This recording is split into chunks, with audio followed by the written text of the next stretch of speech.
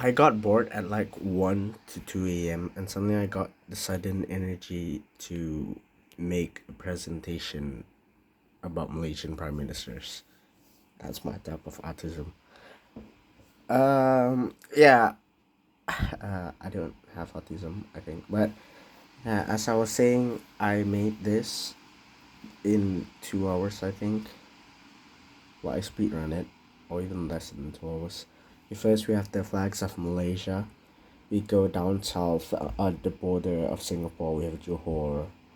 We go on the very top. There's Kedah, bordering Thailand. Johor Bahru is the capital. For Johor, Kedah's capital is Alok Star. That's where my father is from.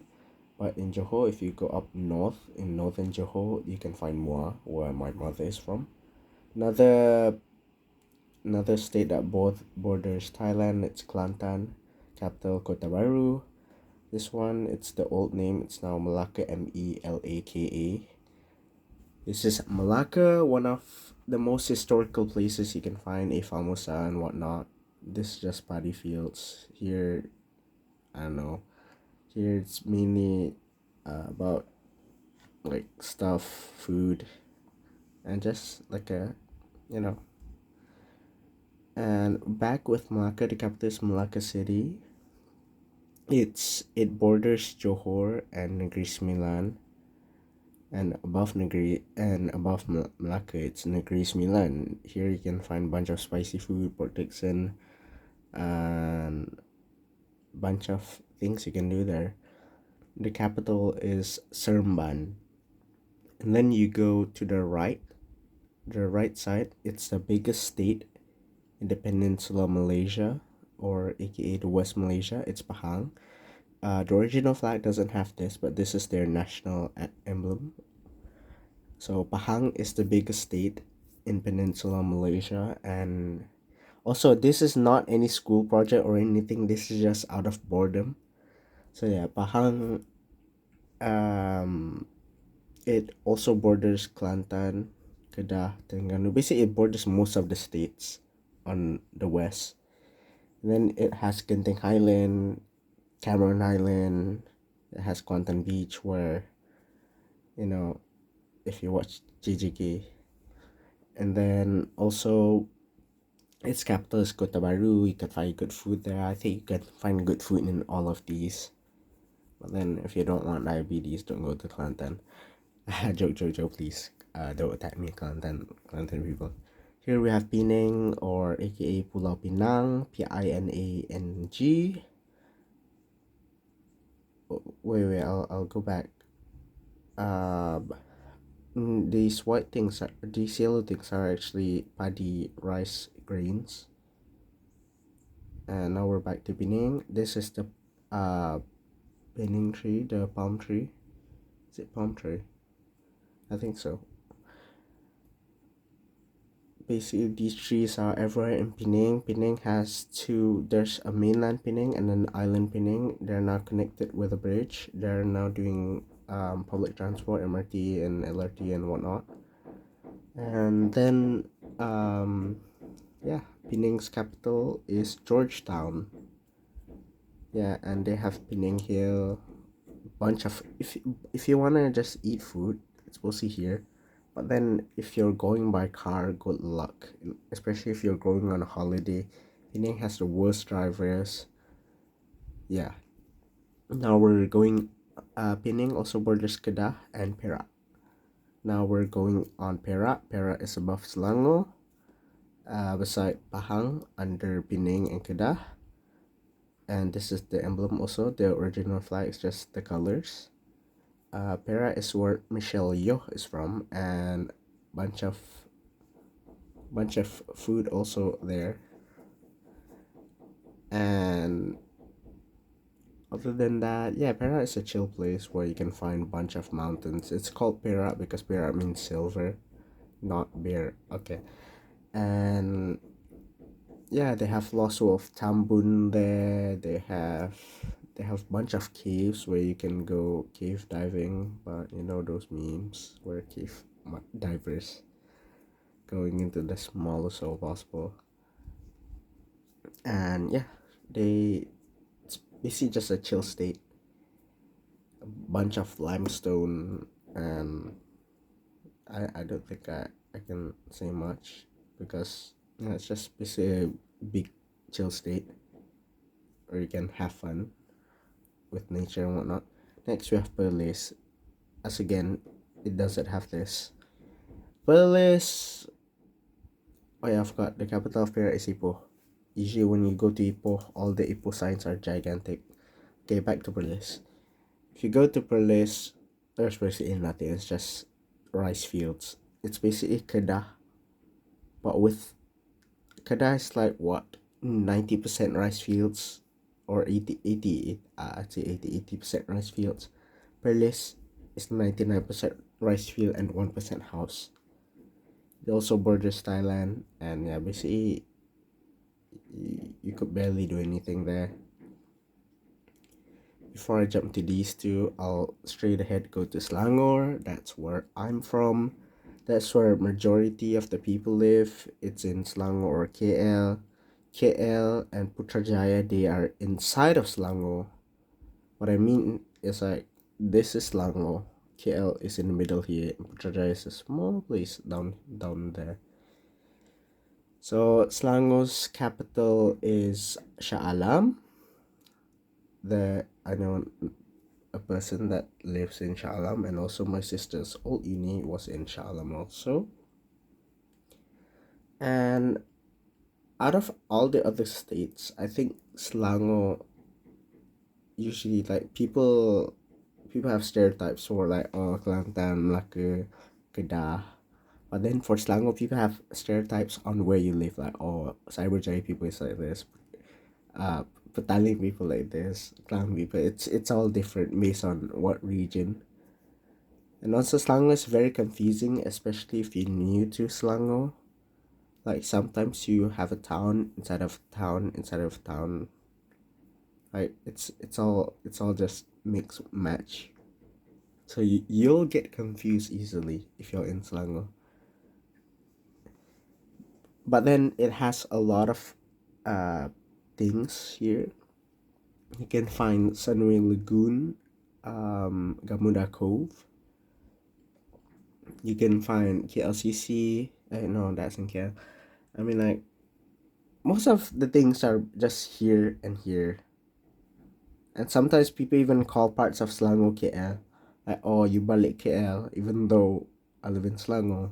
They just call all parts of Selangor KL. Usually people from outside. Now we're going to Terengganu.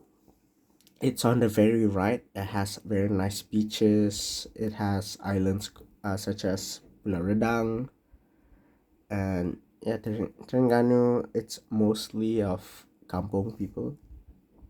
And they made keropok leko. They have turtles. Bunch of turtle release camps there, where you can release, like, they take care of baby turtles, and then you can release them on the shore of the beach, and then they run into the sea. So yeah, they also have nice beaches. If you're in Selangor, you can't find any nice beach except for Abani, I guess. And yeah, back with Terengganu, the capital is Kuala Terengganu, and yeah, it's basically a chill place, but then it's kind of rural, but then beautiful at the same time. Now we're on to KL, Kuala Lumpur. This is basically in the Malaysian flag, but then kind of flip everything. In KL, I think that's where everyone wants to be. I think around 7, 8, 9, 11 million people live here in KL. See, I said here, even though I'm not in KL. It has all the towers are there. The TRX, Medican 118, KLCC, Petronas Twin Towers, KL Tower, Ilham IB Tower. Yeah, basically everything is there. Zun Negara is basically in the border of KL and Selangor. And if you want to eat fancy food, if you want to go shopping in Pavilion, it's all right here.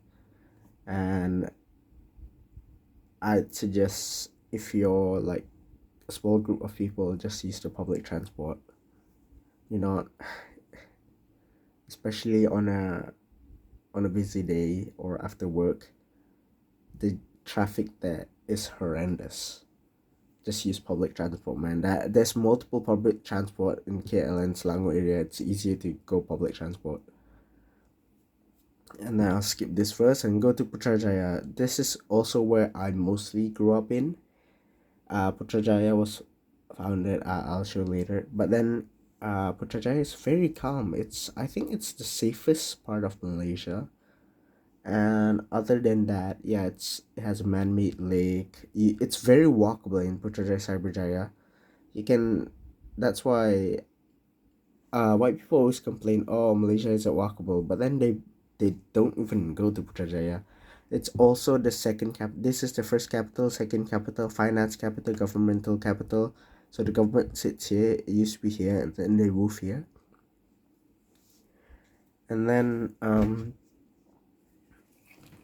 Putrajaya is just a chill guy, peaceful place. And then usually it has cleaners everywhere, so you don't see trash that much often.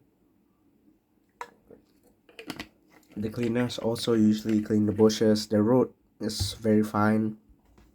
They don't go up, down, potholes everywhere. It's just nice roads, They have Alamanda, but then they're getting overshadowed by Aya City Mall, even though Aya City Mall is in the border of Putrajaya and Kuala Lumpur.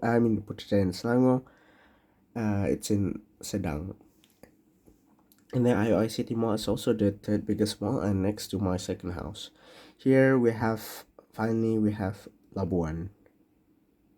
Labuan basically has nothing. It has oil refineries, it has ports, and it's very here. I just so what did I just show here? So basically in Labuan they have basically nothing. I've never been there. Most of the people I know never been there except for DB. Somehow DB went to Labuan before. So let's start from top here. You see that's Langkawi. That's also part of Kedah. At the very top, at the tip here, it's Perlis. You go down a bit, and this huge chunk, it's Kedah.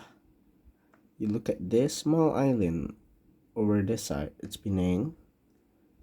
You go to the right up here it's Kelantan. You go down here, this big chunk, that's Pahang. And if you go to the right at this small side, that's Terengganu. You go down here, this also big chunk, this is Perak. You go down there, it's Selangor. You go down even more, it's Negeri Sembilan. You go down even more, it's Malacca. You go down even more, this huge chunk, it's Johor. And then down here it's Singapore. You go to the right side, also KL and Putrajaya is in Selangor. This one is Sarawak. This one is Sabah. Labuan is in the middle here. Brunei is here. East Kalimantan, West Kalimantan, Central Kalimantan, part of Indonesia, they're all here. Patani is here, Songkla, Yatla, it's all Thailand here. And yeah, more Indonesia here, Straits of Malacca, and some Indonesian islands in the middle. And finally, we can move on to our first side. That actually took 30 minutes. That's so long. What each Malaysian PM founded, like what they discovered, founded, approved, and whatnot. Tunku Abdul Rahman. This is just stuff they found and not what they do, okay? Tunku Abdul Rahman used to be a royal. He's supposed to be the king or the brother of the king, but then he got into politics. He's a lawyer, and then he's the person that founded Malaysia. He was prime minister for 13 years, 23 days, from 1957 to 1970. He's prime minister he's an MP for Kuala Kedah. He's from Kedah. And one, he discovered Malaysia, formation of Malaysia. And two, he discovered Subang Jaya Airport, Sultan Abdul Aziz Shah Airport. This is basically the first airport in Malaysia there. The first international airport also. And also he discovered Stadium Merdeka. This is where he did his iconic Merdeka! Merdeka! Yeah. So these are just the three stuff that he founded, and this is not also everything. Like there's some stuff that I think people don't really care about, even if it's important. But these are just the three main things. I can't put all of them because, yeah. But then yeah, he's very important. But then he made one mistake with Singapore. I'm not gonna elaborate on that. But we're going on to our second Prime Minister, Tun Abdul Razak, aka Najib's father. He was Prime Minister for 5 years, 11 days from 1970 to 1976. He's a PM for Pekan, Pahang. He's from Pahang. And also, tragically, he passed away due to a heart attack while visiting UK. That's sad. He founded Barisan Nasional BN, but now it's all stirred up in this party. He also discovered the Penang Bridge, this iconic bridge that connects Penang and mainland Penang, and the ASEAN Union. I was super shocked to find out that him and several other people founded ASEAN Union, or the Southeast Asian Union. Now, onto our third Prime Minister, Hussein Onn. He was Prime Minister for 5 years, 183 days, from 1976 to 1981. He's MP for Sri Gading, Johor. He's from Johor. He founded KWSP. I think this is a type of bank or something. And also founded UMNO. UMNO is the United Malaysian something alliances. Basically, in Malaysia, it's kind of confusing. You can have a party inside of party, inside of party, inside of a party. For example, during 2020, Muda was in PH. PH was in Amanah, I think. So party inside of party inside of party. So Barisan Nasional is in here. And I'm not BN. And also Jalan Hussein Onn, a road named after him. On to our third Prime Minister, Tun Dr. Mahathir Mohamad, or Tun Dr. Yang Ahmad Muhammad Mahathir bin Mohamad. This is the same when he was young, but even when he was young, he was old. He was Prime Minister for 22 years, 107 days, from 1981 to 2003. He was PM from 2 years after my mother was born until my second sister was born. He was MP for Kubang Pasu, Kedah. He's from Kedah. And this is crazy. 22 years. I would be born in 1981 till 2003 and he would still become PM. That's how much people loved him. And because of how long he's been PM, he architect and created, he's also a real doctor, by the way. He architect and created the Petronas Twin Towers, KL Tower. It's a telecommunications tower. Also all the malls here, down here. Proton Company, the car company that started from here. Now it's here. Used to be owned. He created it with the first Saga. And also I can show you up here. This Saga up here, he created it. And yeah, but after a while around here, Proton partnered with Mitsubishi. That's why some of their cars look like Mitsubishi cars. And then now they are partnered with Geely, a Chinese car company. Other than that, he also created Petronas, one of the top most valuable gas companies. That's why we Petronas are partnered with Mercedes, the F1 team. Sorry, sit break. Hi, Shu. He also co-founded Kuala Lumpur International Airport, or KLIA. Yeah, one of the best airports. Not just in my opinion. It used to be, I think, 6th or 9th place worldwide, but now things got slow and stuff. So yeah, management need to change. KLIA 2, basically a second airport for low-budget airlines such as AirAsia. F1 Sepang circuit, as seen with Petronas. Of course, they're gonna make an F1 Sepang circuit. This is where it used to be a place where the Formula One Grand Prix is held there in 2009, I think. But now, it's a place where car lovers can go and look at fancy cars, supercars, and basically just have fun there. Maybe race. LRT Rapid KL, LRT down there, train. Yeah. LRT is light rapid transit.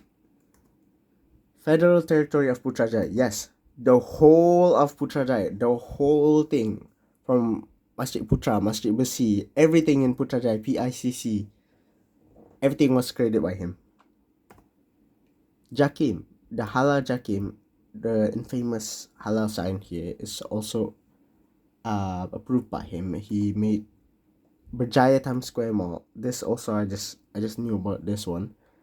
He apparently founded Berjaya Times Square, where you can go Cosmo World in there. Very childhood nostalgic memories. Sultan Abdul Halim Muazzam Shah Bridge, the other pinning bridge, the longer pinning bridge you see down there. This bridge is better because usually, I don't know why people only use the main pinning bridge. Even though it may look longer, but then it's faster if you just follow this bridge. Putrajaya Central, yeah, this place where you can go ERL or MRT. And KL Central, the same thing, but in KL. Monorail Rapid KL, this monorail is in Bukit Bintang and spread across some parts of KL. And because he created Putrajaya, he created Cyberjaya. Putra means prince. It's like a Jaya means like successful. So it's like a place for, not for princes, but then it's like just to give them a name fancy. But Cyberjaya is like successful cyber place. You know, cyber is like tech and stuff. That's why most businesses are here. And around 9 p.m. these two are just dark. You know what? If you go to other places after 9 p.m. it would still be running. And ERL, the train, the very fast train that connects Putrajaya Central to the airport and also KL Central. And also Stadium Bukit Jalil. Look how much this is. 1, 2, 3, 4, 5, 6, 7, 8, 9, 10, 11, 12, 13, 14, 15, 16, 17, 18 stuff. And this isn't even it. He discovered a lot more. And I also met him last October. He was very nice, very wholesome, and just a great man. I've heard a lot of rumors and bad things about him, and I don't think it's true. Because as a politician, usually you would get made fun of or rumored a lot just for you to fall down. And it happens, not in just politics here, but worldwide. Just because someone doesn't like you, or sometimes they don't believe the same thing as what you say, so they make bad rumors about you. And yeah, on to our 5th Prime Minister, Abdullah Ahmad Badawi. 5 years, 115 days, 155 days from 2003 to 2009, Kepala Batas, Pidig. And when I made this slide, I actually forgot about him. I don't know how. I thought I was like, oh, please don't forget Hussein On. And then I forgot about Ahmad Badawi. He just made this, the Islam Hadari project. And he's still alive. Starting from Mahathir till now, all the prime ministers are alive. But he's very old now. You can't meet him. He's like kind of quarantined somewhere. But yeah, he made this. And that's it. And we're going to Bosku number 6. Prime Minister number 6. Najib Razak, the son of Tun Abdul Razak. He's been Prime Minister for 9 years, 37 days from 2009 2018, Pekan Pahang. He kind of rigged the elections, so that's how he became PM again. But then, at the same time, he's a good and bad leader. Because 1, he created our discovered MRT Rapid KL. 2, he made the Tun Razak Exchange, TRX, and also the mall down there. 3. The Merdeka 118, PNB 118. The third tallest tower, second tallest tower in the world, expanding over 600 plus meters. One Malaysia, Satu Malaysia Foundation. Most of the Malaysian patriotic songs was during his era. I'll go this later. And then yeah, basically Najib, if he didn't steal, if he didn't work with Jolo or with his wife Rosbah, I think he will become a great leader. Yeah, because during his time the economy was actually rising quite high. He was really good with the economy. But then comes with this 1MDB. It's a type of bank, a company or whatever. But this guy, you see this guy? Basically, this guy somehow tricked Najib into giving him money. And tricking Najib to give money to his family members. And basically Najib just gives, because he's also not only the prime minister, he's also the finance minister. Because usually if the prime minister wants to borrow cash, no, I mean, like, if this guy wants to borrow cash, he has to ask the finance minister. The finance minister is him, and the finance minister has to be approved by the prime minister, which is also him. So bad things happen across the years, and money getting stolen one by one, people getting falsely arrested and stuff. And then this guy, after Najib had been arrested and went to Kajang prison and Brooklyn court in US, this guy is just gone. He's in FBI's most wanted list, one of the most wanted. Both of them stole roughly around $4 billion. So look at the cost of that. And because of this tragedy, we're still recovering. We haven't fully recovered yet. This guy just went fully missing, and he's been spotted sometimes in Norway, Macau, China, but till now we don't know where he is. And because he has been arrested with his wife also, now the reason why he got arrested, how he got arrested, was because the whole place, the whole city of KL and other parts around Malaysia protest with Tun Dr. Mahathir Mohamad. Yes, him again. We all thought he retired. No, he's back. But then he only became Prime Minister for 1 year, 291 days from 2018 to 2020. This time he's an MP for Langkawi. And because of his team, Pakatan Harapan, it would sound so weird that him, Mahathir Mohamad, Sanusi, Anwar Ibrahim, Said Sadiq, DEP's leader, basically everyone that hated each other worked together in this team, in this party called Pakatan Harapan, just to defeat Najib's regime. And it actually worked. And Anwar also fresh got out of prison because he was falsely accused of some bad stuff back in 2009, I think. Basically Anwar Ibrahim, during Mahathir's golden era, Anwar Ibrahim was his deputy prime minister and also finance minister. He was doing well, but then Anwar tried to fight with Mahathir's team, because Mahathir is a good guy, but then I think some of his team is corrupt, and Anwar Ibrahim didn't want corrupt, and then one of his team kind of accused Anwar of bad stuff, so Anwar got into prison for a couple years and got beaten up there. Yeah, usually prison you don't get beat up, but I don't know, it was all wrong back then. But then he got out, he worked with Mahathir and everyone, and then they won against Najib. And Najib got sent to prison, and then they found out Najib spent lots of money, and Najib's son apparently made a film called The Big Bad Wolf, I think. or something Wolf. It had Leonardo DiCaprio in it, and also Najib's son and Jolo gifted Kim Kardashian, Kanye West, Leonardo DiCaprio, and lots of celebrities like expensive items. They're like a random person that came up to them, like, "Oh, who are you? Oh, here you go, something that's worth a lot." Oh my god, how did you get this? I don't know. I'm just a businessman, you know. But yeah, Jolo is a very smart guy. But then, yeah, he's bad.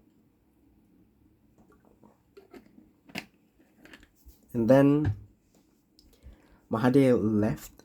Tun M left Pakatan Harapan to go to GTA, not Grand Theft Auto, Gerakan Tanah Air.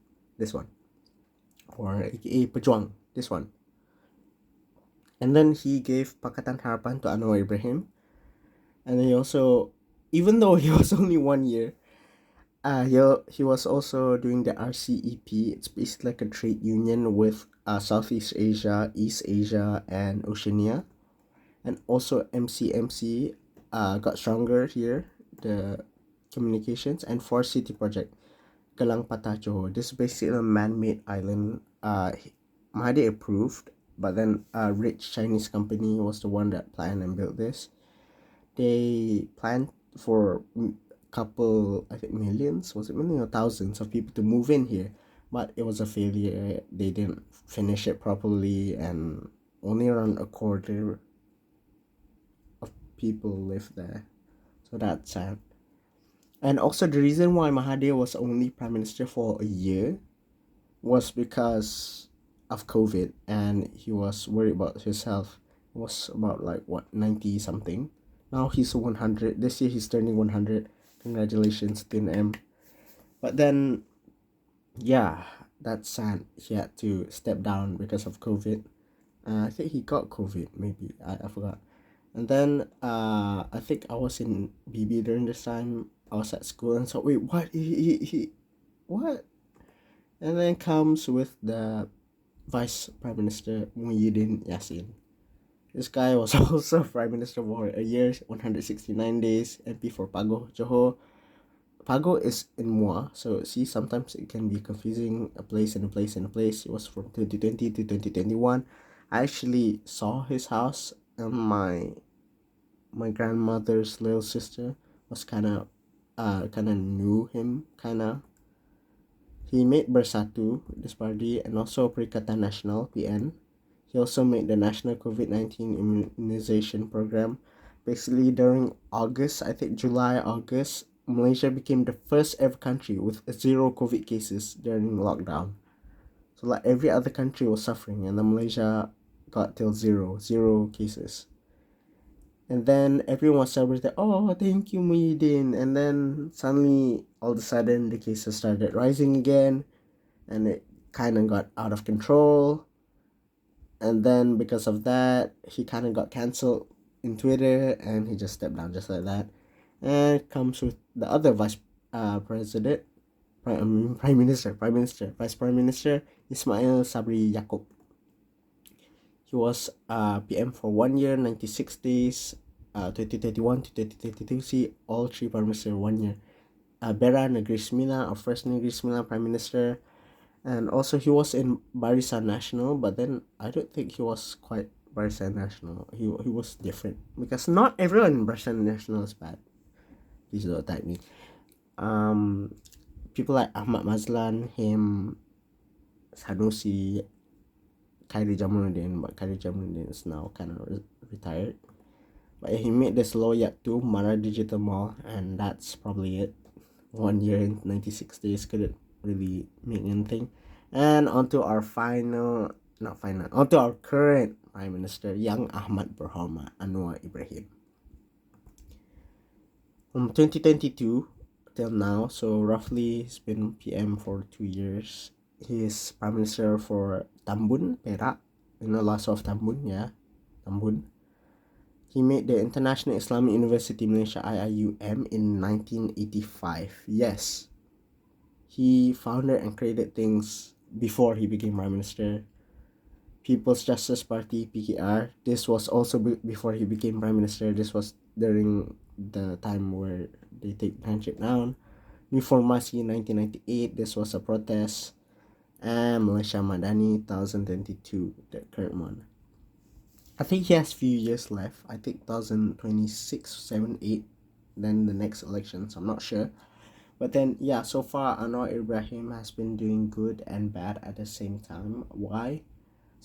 Toll prices got high, gas prices got a bit high, but then as high, it's not as high as US it's been worse, but then for us, I think he's been doing kind of good job-ish, because there's some things that he said he would do did happen, and yeah, I think the only bad thing I don't like is his vice prime minister. Well, other than that, it's been quite good-ish, and he's also a funny guy. Him and Mahathir, they both have really, really funny humor. They're really funny. And then one time in the parliament, suddenly he starts speaking Chinese. Yeah, it's just funny. And yeah, right now our PM is doing quite okay or good-ish, better than the last. And yeah, I think this concludes our presentation. And also note to self, this video is not to offend anyone, it's just for educational purposes only. And yeah, and here we have our handsome YB Said Sadiq from Mua and Black. Like, subscribe, notification bell, goodbye.